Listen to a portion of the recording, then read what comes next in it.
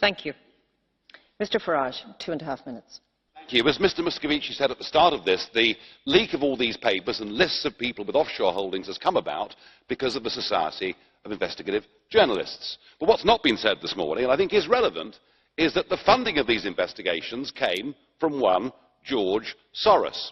Now, I say this at a time, I'm going to come back to so what, and it may have some personal interest for you as well. I say this at a time when the use of money and the influence it may have had on the Brexit result or the Trump election has reached a level of virtual hysteria. Just last week, the Electoral Commission in the UK launched an investigation to find out whether the Leave campaign took offshore money or Russian money. This came about as a result of questions asked in the House of Commons by one Ben Bradshaw, somebody linked to an organisation called Open Society. I just wonder, when we're talking about offshore money, when we're talking about political subversion, when we're talking about collusion, I wonder whether we're looking in the wrong place. And I say that because George Soros recently gave Open Society, his organisation, which of course campaigns for free movement of peoples and supports supranational structures like the European Union, he recently gave it $18 billion. And his influence here and in Brussels is truly extraordinary. Open Society boast that they had 42 meetings last year with the European Commission.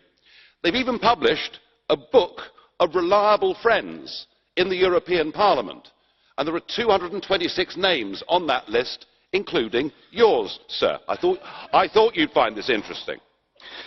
We even had last week Mr Verhofstadt lobbying on behalf of Mr Soros at the Conference of Presidents in a battle that is going on with Viktor Orban, the Prime Minister of Hungary.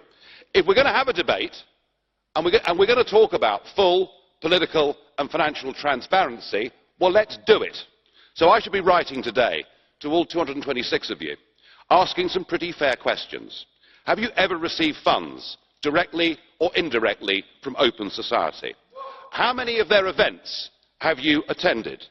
Could you please give us a list of the meetings of all the representatives, including George Soros yourself? And I think this Parliament should now set up a special committee to look into all of this. And I say that because I fear we could be looking at the biggest level of international political collusion in history.